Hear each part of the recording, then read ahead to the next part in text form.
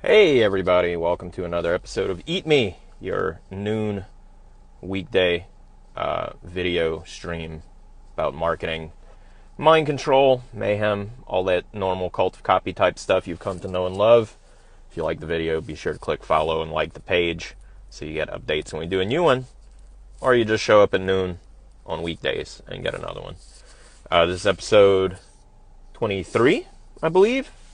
Today I want to talk about rituals in your writing and your work that help you get in the zone of productivity and creativity and all that stuff that this sort of work that we share in common requires of us. So lots of writers have famous rituals about what they do and how they get in the zone.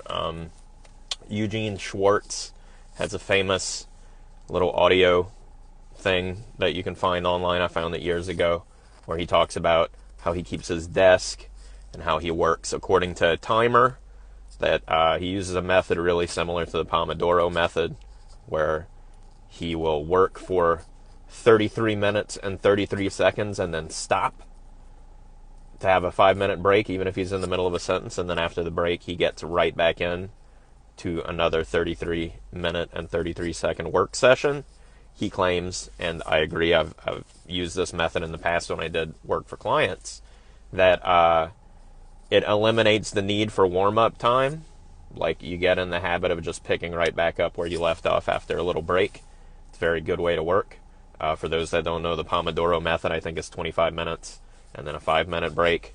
I do a loose version of that when I'm working in my office on a big project, where I collect old vinyl records.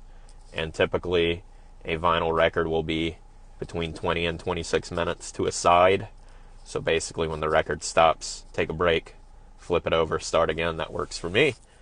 I also like to use mind maps to prepare basically everything, even episodes of this show. That's one of my rituals, to build up enough material where I can confidently sit down and write everything that I want to say in one sitting. Because if there's anything that causes me to hit a sentence where I finish the sentence or the thought and I don't know what's going to come next, I get blocked. And if I stop working on that one piece to go do something else, chances are I won't pick it up again.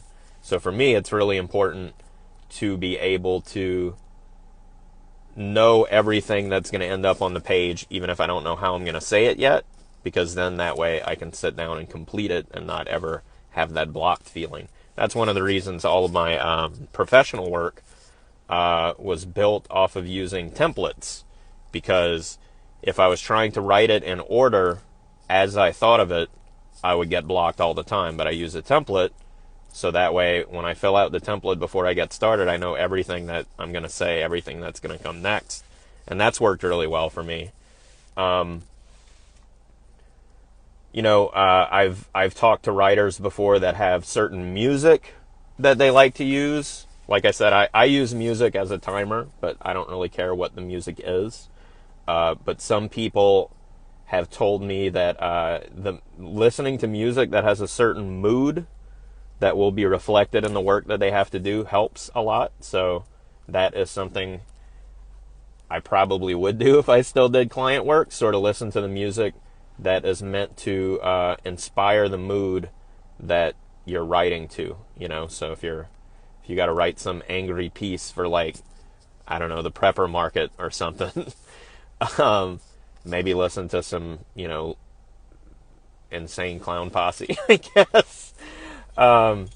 Classical music is something I've heard a lot of people find inspirational. I've used video game music, but this whole episode isn't about music. It can be a variety of things. I know people who like certain kinds of incense to sort of bless their zone of writing. But really, here's the thing. Like, if none of that stuff is ringing your bell, but your job requires creative output, the point of using rituals is that you can set up a routine that becomes like a primer for getting you in the right mood. And the thing is, if you practice it every time you do your work activity that you need to do, or I mean, it works for anything in life, really. Workouts, anything that you do habitually.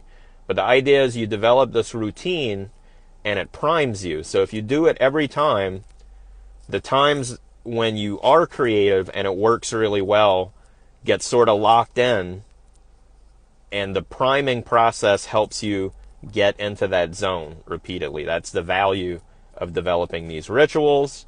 Athletes have their superstitions. It's the same concept.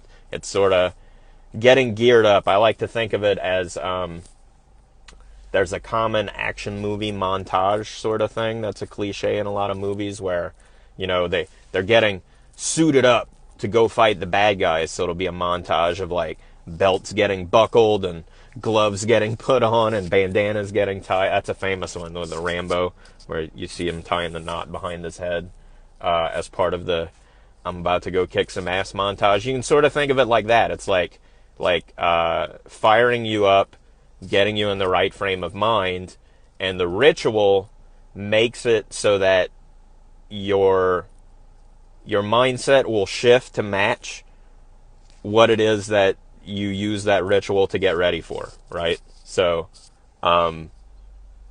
think about what you can do to get yourself in a proper working mood, and then make a habit of always doing that. It can be